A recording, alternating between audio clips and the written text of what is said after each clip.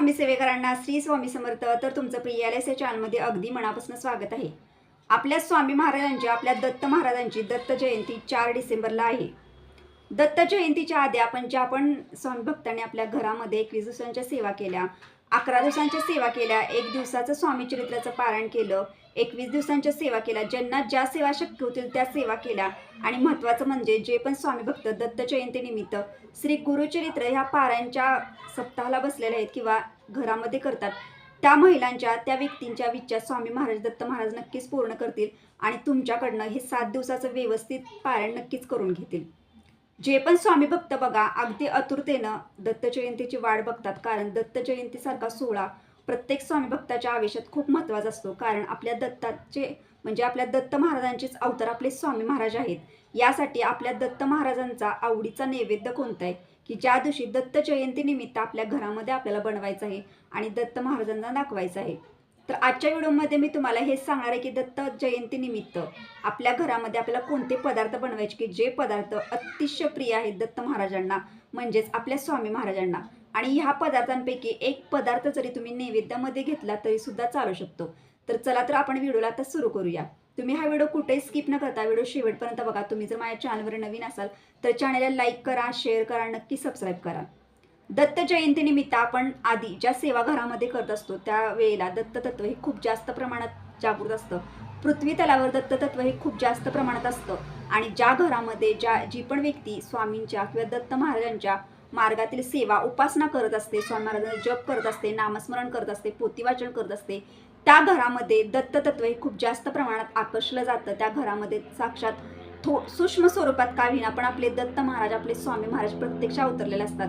आणि ज्या घरामध्ये बघा मी तुम्हाला अजूनही सांगते की ज्यांना काहीच शक्य होत नाही, पण ज्या घरामध्ये स्वामी महाराजांचं अखंड नामस्मरण होतं, आपल्या स्वामींचा नामस्मरण होत जातं, दिगंबरा दिगंबरा श्रीपाद वल्लभ दिगंबरा या मंत्राचा अगदी मनापासून जप होतो किंवा नामस्मरण होतं या दत्त जयंतीनिमित्त, त्या घरामध्ये साक्षात त्या कुटुंबावर दत्त महाराजांची, आपल्या स्वामी महाराजांची कृपाशीर्वाद नक्कीच असतो.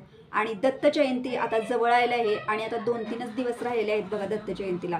पण अजूनही मी तुम्हाला एक सांगते की स्वामी भक्तांना बघा, काही स्वामी भक्तांना काही सेवा करणं त्यांच्याकडनं शक्य झालं नाही, त्यांना नियमाचं पालन करणं शक्य झालं नाही. ह्यासाठी त्यांना श्री गुरुच्या प्रभावी ग्रंथाच्या पारायणाला इच्छा असून सुद्धा बसता येऊ शकलं नाही. किंवा काही महिला अशा आहेत की त्यांच्या खूप जबाबदारी आहे, नोकरी आहे, त्यांना सगळं करून घरातलं सगळं सांभाळून त्यांना स्वामींच्या सेवा करायला लागतात, पण त्यांच्याकडनं ह्या दिवसात काहीच झालेलं नाही. तर त्यांना मी आवर्जून एक गोष्ट नक्कीच सांगते की तुम्ही आपल्या जवळपासच्या केंद्रात मठात नक्कीच जावा. 1-2 तास 2.5 तास तुम्ही वेळ काढा आपल्या स्वामींसाठी आणि तिथे जाऊन तुम्ही प्रहरीच्या सेवा नक्कीच करा. प्रहरीच्या सेवा आपल्याकडनं जेव्हा होतात त्यावेळेला आपल्याला श्री गुरुचरित्र प्रभावी ग्रंथाचं पारायण केल्याचं फळ मिळतं, तेवढं फळ त्या प्रहरीच्या सेवेमध्ये आहे. यासाठी प्रहरीच्या सेवा नक्की करा. 2 ते 2.5 तास तुम्ही नक्कीच आपल्या स्वामी महाराजांसाठी नक्कीच देऊ शकता. आणि ह्या दिवसामध्ये सेवा करणं खूप महत्त्वाचं असतं.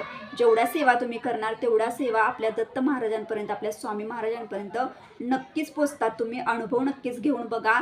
दत्त महाराज, स्वामी महाराज हे आपल्या भक्तांच्या पाठीशी कायम उभे असतात. आपल्या जेव्हा अनेक अडचण येतात, प्रसंग येतात, त्याच वेळेला आपण केले हे पोथी वाचन, आपण केले ह्या दिवसांमधल्या ज्या सेवा असतात त्या सर्व सेवेचं फळ हे आपल्याला व्याजासकट आपले स्वामी महाराज तेव्हा देत असतात.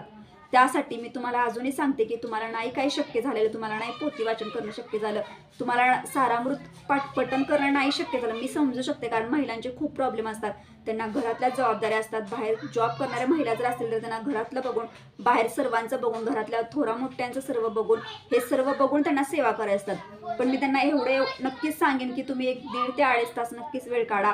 आपल्या जवळपास केंद्र मठ आहे आपल्या स्वामींचा, तिथे जावा. तिथे प्रहरीच्या सेवा ह्या अखंड सुरू आहेत बघा. सकाळी 8 ते संध्याकाळी 8 पर्यंत महिलांसाठी प्रहरीच्या सेवा आहेत आणि संध्याकाळी रात्री 8 पासून सकाळी 8 पर्यंत पुरुषांसाठी आहे. यासाठी प्रहरीची सेवा चुकवू नका. तुम्ही प्रहरीची सेवा नक्कीच जाऊन करून या. तर एवढ्यापर्यंत मी तुम्हाला सांगितलं. दत्त जयंती बघा गुरुवारी आहे आणि त्या दिवशीच आपल्या मार्गशीर्ष महिन्यातला गुरुवार दुसरा पडलेला आहे. खूप महिलांचा त्या दिवशी उपवास आहे. मार्गशीर्ष महिन्यातला उपवास सुद्धा प्रत्येक महिलेचा आहे. आणि दत्त जयंतीनिमित्त आपल्याला दत्त महाराजांचा सुद्धा उपवास हा गुरुवारी करायचाच आहे प्रत्येकानं. दत्त जयंतीनिमित्त दत्त महाराजांना कोणते पदार्थ विशेष प्रिय आहेत की ज्याचा निवेद आपण दत्त जयंतीनिमित्त नक्कीच आपल्या घरामध्ये दाखवायचं आहे. आता आपल्या घरामध्ये दत्त महाराजांची मूर्ती नसेल, फोटो नसेल, पण आपल्या स्वामींची मूर्ती, स्वामींचा फोटो आहे ना, त्यांना जरी तुम्ही दाखवला तरी सुद्धा चालेल.